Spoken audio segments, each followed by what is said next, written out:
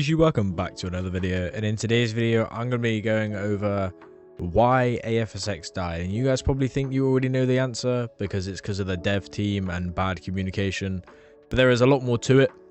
I'm not too sure how much of this information I can actually tell, so I'm going to be careful with what I do say and what I don't say. But quickly, before we get into the video, I know a lot of you watching are not subscribed. Just remember, it is free. I'm not forcing you to do it. You can unsubscribe at any time you ever like. If you just don't play the games anymore or anything, just go down and make sure that button goes from red and make it go grey, and turn on the bell notifications as well, and like the video. Just show your support and show me what you guys really want to see. Because I'm here for the people, not for the views. I'm here for what my fans want to see and everything like that, because I know there's a couple games coming out, and I know Blocks Fruits is doing well and Real Seas is all doing well, but if I don't really like the game, I don't really want to post the game, even though they might give me a lot of views. That's just not what I'm like.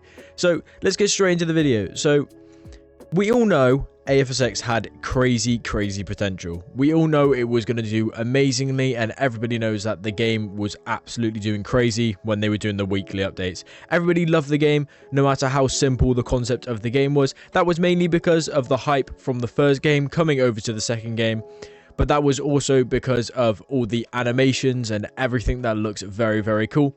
As you can see, the recent update came out, but it really didn't do much to the player base. If anything, the player base kind of went lower. So before the update, it was at around 8,000 to 10,000. After the update, we're seeing numbers of 4,000, 6,000.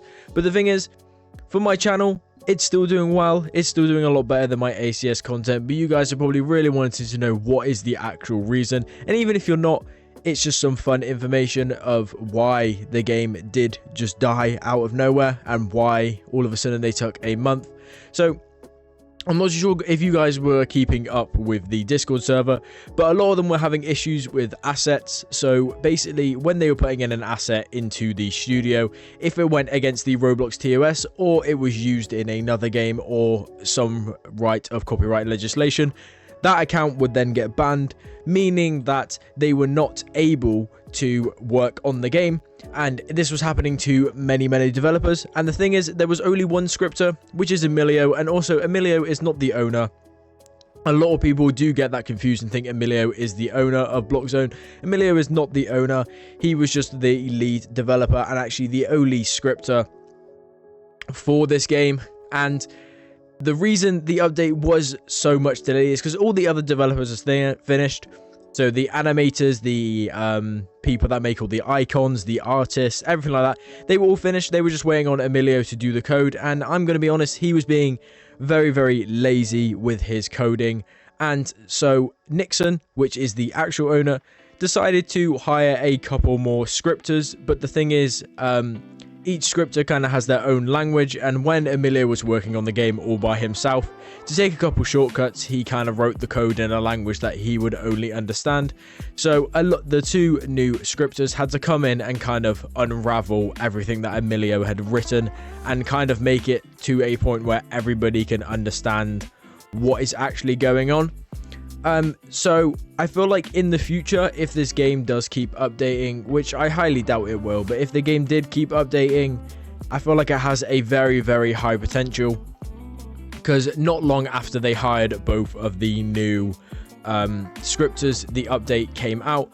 Of course, they were having a lot of issues, and there's just been a lot of behind the scenes things, but from what I know, all I know was that Emilio, which is their main scripter, wasn't doing the greatest job that he could do, and he was kind of holding them all back, and Nixon isn't very happy with that. But Nixon's got other things to worry about. If you guys saw my last video, obviously Anime Legends is coming out early next year. I hope it is set to come out at the start of next year, I think, from what I've heard and from what I have been told. But yeah, I'll be doing that game. I kind of hope this video helps you guys, and I kind of hope it clears up a little bit of the air of the confusion of why the game just died so quickly, considering the amount of potential it had. Of course, it was just the main lack of communication, which, to be fair, that can't really be blamed on one person. That is blamed on the whole team. There's no excuses made for that. But for the scripting side of it, and the reason the update did take so long, there can be some person to blame, because yes, he was the only scripter at the time, but he is being paid and he was basically not doing the job he is supposed to be doing, and was kind of being slow and sluggish with it just because he had lack of motivation for it. All of this information I have heard from other people, so if anything is wrong, I'm sorry. I do not mean to offend anybody, and I'm sorry if I got anything mixed up. I do apologize, but this is just what I've been told by multiple people and what I've seen being spread around the community. And I know 99% of it is true, but if there is a fact here or there, I'm very sorry if anybody gets offended by it, or anybody of the afsx team is seeing this, which you're probably not, but if you are, I'm very sorry if anything got offended. You can let me know, and I really don't mind taking the video down. But it's been Zez. Don't forget to like, comment, and subscribe to see more videos on this game. I might do some here and there. Gonna try and be a little bit more consistent, but considering I don't really like doing ACS content at the moment because the amount of effort I put into it for it to just not do very well, it's kind of demotivating for a smaller content creator like myself, whereas I can just make a quick video on this game and get a lot more. Like I said, I don't really care about the views, but I would still like to see a little bit more feedback from the content that I post. But like I said, it's been Zez, and I'll catch you in the next one. Peace out.